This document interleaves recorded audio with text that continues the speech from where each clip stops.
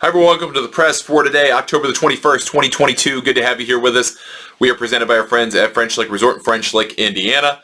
Get a hold of me on Twitter at Ryan Ballingy. Golf News Net is on your favorite social media service at the handle Golf News Net. Sorry for no show yesterday. Had an opportunity to play at Philadelphia Cricket Club yesterday and took advantage of it. Had a great time with some new friends and even a friend from many years. So it was a great day out there just outside of downtown Philly, and hopefully first of many more adventures like that. But we've got a Good Friday show for you. We have two stories, or two topics, as the name of the show implies. And the first one is kind of the budding bromance of Tom Kim and Rory McIlroy. And it's been something that's kind of developing over the last 3 days, leading into the tournament week. News conference, we'll talk about that. And then yesterday, some fun shenanigans. I mean, they played together, so that they're going to play together the first 2 days. So obviously an opportunity to see each other compete up front. They both shot 5 under par yesterday on a par 71 golf course. Got themselves into a share of third place yesterday. So if you look at the leaderboard through day one at Congaree for the CJ Cup in South Carolina, you have Trey Mullinax and Gary Woodland in at 6 under par. Current action, the lead is 7 under par. It'll probably be 8 or 9 by the end of the day. Which is kind of interesting unto itself, and maybe we talk about it a little bit later. But the predictions for scoring going into the week were that it wasn't going to be this good. Honestly, the thought was that this could be a major championship-style test for these players, and it is. I mean, it is a difficult golf course. It's long, it is fast from tee to green, and it requires a lot of creativity and a lot of self-control. But for players who have done well already, it's kind of pushing the expectation of that winning score away from maybe 8-10 under par to 12-14 under par. And I think that's probably where we end things. Maybe even closer to 16 if we wind up getting a player who just kind of finds a groove on this golf course. It'd be really interesting to see today where the lead winds up. But it was 6 under through day one. Tom Kim, Rory McIlroy won back. But the bromance thing kind of starts leading into the week. Rory McIlroy has a news conference ahead of the tournament, just like many of the star players leading into this tournament, which had 15 of the world top 20, 30 of the world top 50. Really good field. The only true good superstar event of the fall. And this will be kind of, as we talked about earlier in the week, the last of its breed, because there are no WGCs in the fall anymore, and the rest of the schedule for this PGA Tour wraparound season in the fall, their events, they're going to get a couple top 50 players at each stop, but they're not going to get huge fields like this one. So you've got McIlroy, who was asked leading into the week in his pre-tournament news conference about Tom Kim specifically, and the person who asked this question said, you mentioned Tom Kim specifically when you won the Tour Championship, and Tom was very excited about that, put a graphic up about it on social media that talked about him, and then asked Rory about Tom Kim's performance in the President's Cup and in the Shriners Children's Open, which he won, and said, hey, you're paired with him tomorrow, so I want to kind of get some sense of your opinion of Tom Kim and what you're going to kind of look forward to about playing with him. McIlroy said, so I think the journey or the rise that Tom's been on over the last few months has been incredible. He finished second at the Scottish Open, I think, then winning the Wyndham and starting the way he did and winning in the style that he did was, I think it made everyone really take notice of the talent that he has. And then I got to play a 9-hole practice with him in Delaware at the BMW Championship a couple of weeks after that, which was fun just to see him play in person. And I was watching the President's Cup a lot. I think there's a lot more Tom Kim fans in the world because of the President's Cup. He was really fun to watch. He showed a ton of emotion. He played great, and then he wins in Las Vegas a couple of weeks ago. He's been on a great run. He seems like a really good character. He's pretty funny. I'm excited to play with him this week. And he did mention that he was kind of rooting for Tom Kim against the Americans. I joked on Twitter, well, there's going to be another strategic alliance between the European Ryder Cup team and the International President's Cup team. But obviously, joke, not anything serious about that. That was kind of be a sling at the notion of strategic alliances that have become quite a buzzword in the last few months in golf. But nevertheless, so McIlroy talks about that on Tuesday going into the tournament, and then actually Tom Kim comes into the news conference and asks a question of McIlroy. And he grabs a mic, and I mean, normally you go like, okay, this is a time for reporters to talk to somebody, but I thought this was kind of interesting. So Tom Kim asks, what's it like having so much success as a young player, coming out and many years on tour? How do you manage all that? That's actually a really good question, so I don't mind, but also obviously with a selfish motive because Tom Kim's young. He's 20 years old. He's trying to figure out his ways. Won twice on the PGA Tour in 4 starts. He's now a star. I mean, he's got a lot of fans all of a sudden in a really short period of time. How do you deal with all of that? And I thought that was a really great question. So McIlroy answers earnestly. So I didn't have as much success as you're having at such a young age, which is true. McIlroy was pretty successful when he came out, albeit as a...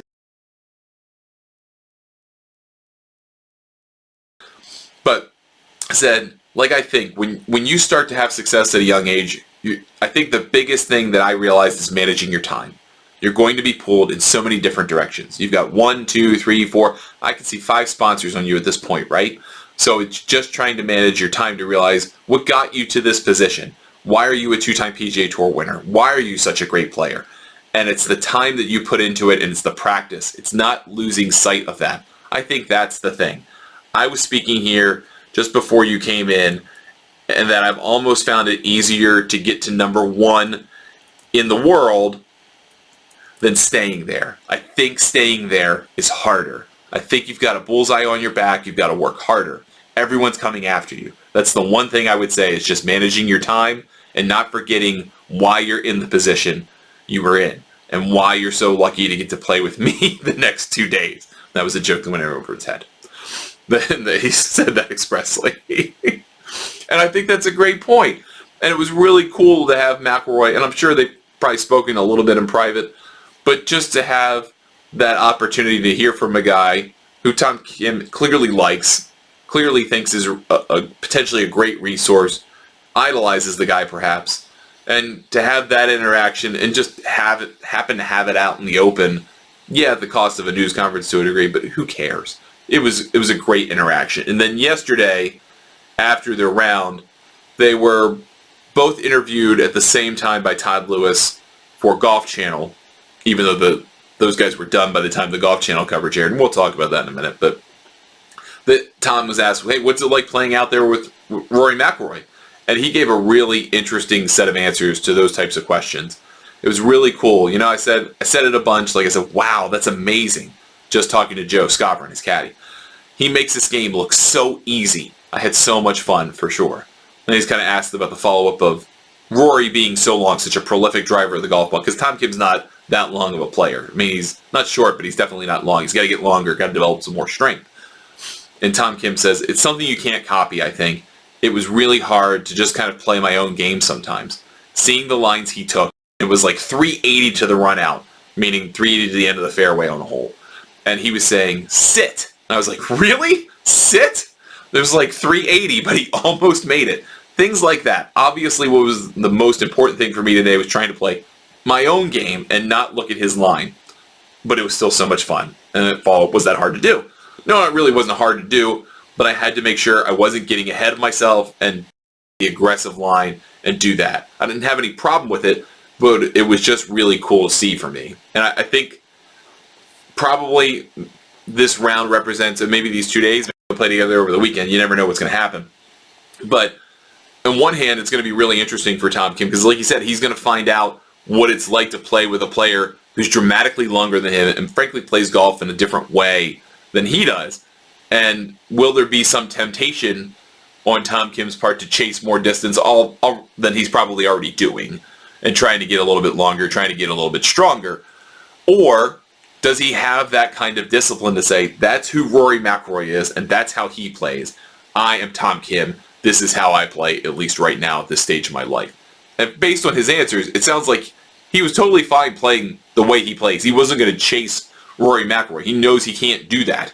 But that he could still revel in what he was seeing and appreciate it for what it was, and then just kind of take some takeaways from watching him do the non-shot stuff, do how he carries himself, how he paces himself, all those types of things.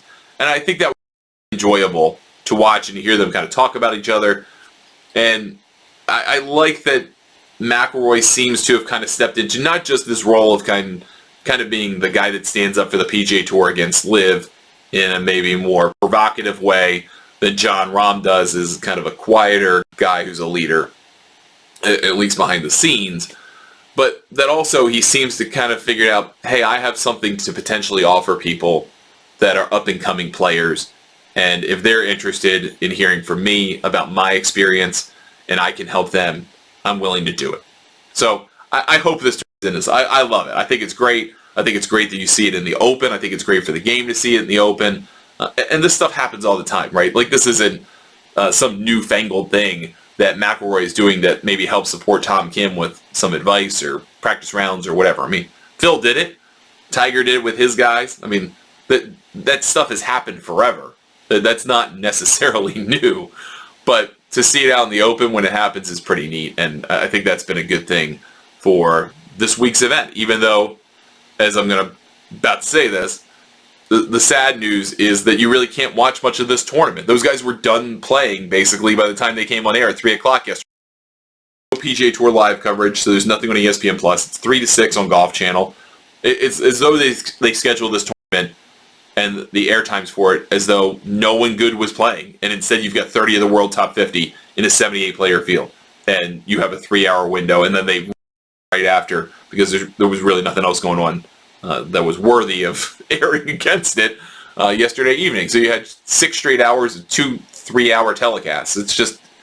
It's kind of upsetting knowing that you could see this coming, that you could see this was going to be a great event. I think something that the PGA Tour just has to consider is some kind of flexible scheduling, and whether they can come up with that for their TV partners, particularly Golf Channel and ESPN Plus in the future. I don't know. Maybe these things are so ironclad they can't do it. But the good news is, and this is something we really haven't necessarily talked about relating to these elevated events, is now that we know what they are, we have 17 of them, we can have television coverage commensurate with an event this big, that is having most of the top 50 in the world, if not 3/4 of it or 80% of it. So the TV coverage next year could be better just knowing the quality of fields you're going to have for 17 tournaments. Now, obviously, the majors, they handle their own thing, right? And they have extensive coverage. The coverage is good. But you've got 13 tournaments covered by the PGA Tour. You've got the players that has had very good windows over the years, but it could be even better. Could be even better. And you could do that for these other tournaments, too, where you have more extensive TV windows. You have better coverage around PGA Tour Live and ESPN Plus. And the fan who wants to see this stuff, the hardcore fan, can get their true fix instead of just kind of this 3-4 hour window where basically it's being treated like every other fall event. Oh, we've just got 3 hours of golf to show instead of a better event where you get a 4 or 5 hour window during the regular calendar year part of a season. So hopefully that changes. Hopefully that's an upside of these events. All right, last segment of the show today. We will try to keep this relatively brief. Not too long. Don't want it to drag on.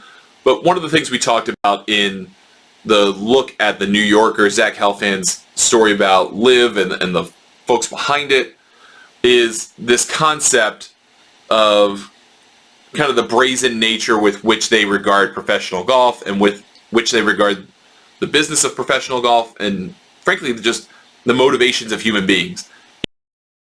They seem to think that doing business is dangling a lot of money in front of somebody and waiting for them to cave, or continuing to hike an offer until someone says yes. It's just too much money to turn down.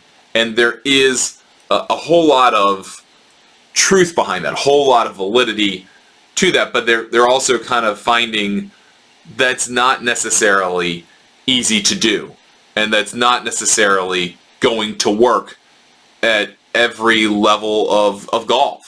Particularly this high level with organizations like Augusta National and the PGA Tour. They're not just going to say, how big of a check can you write? We're willing to cave. And so you had in this piece from Zach Helfand for the New Yorker this notion that, okay, well, if you don't want to include us, we'll build our own thing. And Majed Al-Soror, who is the CEO of Saudi Golf, the Saudi Golf Federation, was quoted in the piece as saying, basically, he would revel in the notion of the majors explicitly keeping LIV players out. And the quote is from that story, "For now, the majors are siding with the PGA Tour, and I don't know why. If the majors decide not to have our players play, I will celebrate. I will create my own majors for my players. Honestly, I think all the tours are being run by guys who don't understand business. Those are his direct words to Zach for that story. And most of the reaction to that was negative of, what do you think that you're doing? What do you think that you're accomplishing by trying to say you're going to create your own majors? And on one hand, you've got the PGA Tour as a shining example of how difficult it is to create a major. We're going to have the 50th Players' Championship next year. And that 50th Players' Championship is still not a major. No one says, hey, we've got 5 majors now because we've had 50 of these. You just earn it. Or because the prize money is $25 million, dramatically more than any of the other 4 men's majors, or any major for that matter. That's not the case. Now, the Players has certainly elevated itself over time. It kind of stands on its own as this unique tournament in the golf world, golf pantheon, but it's not a major. And I think you'd be hard-pressed to find a world where it becomes one, even. I don't know. It's just really hard to imagine that someday people go, oh, Tiger won 17 majors because he won 2 players. And Jack has 21 majors because he won 3 players, or whatever. You just don't see that. So you've got this shining example in the PGA Tour to LIV and the Saudis that you can't just call something a major, throw a whole ton of money at it, and get that kind of status. I mean, this is just kind of something that happens. It just happens organically. Now, yeah, probably a big hand in that was Arnold Palmer at the time, his dominance or in popularity, kind of declaring, here's what my majors are, here's what the big tournaments are for me. And that's what became the modern Grand Slam in many ways. Obviously, he wasn't around at his peak to declare the Players a major championship. But Tiger Woods never weighed in on that, went with the people before him, and it never said, hey, the Farmers Insurance Open, which I've won a bazillion times, is a major, and so therefore I have this many majors or whatever. That I don't think you can do that. I don't think any modern golfer could do it. The game has just kind of solidified itself to the point at a professional level where this is what it is. But to that end, Majed Al-Soror responded to his own piece, I guess his own words, and a tweet was put out from Golf Saudi yesterday quoting Majed Al-Soror, and he says, I had a casual conversation with a New Yorker reporter at LIV's Boston event a few weeks ago, during which I expressed my frustration at the unfortunate blackballing of LIV golfers by players by the PGA Tour. When it comes to the majors, tournaments that stand alone and are independent of LIV, I have the utmost respect for the majors. The majors are about history, heritage, true competition, and honor.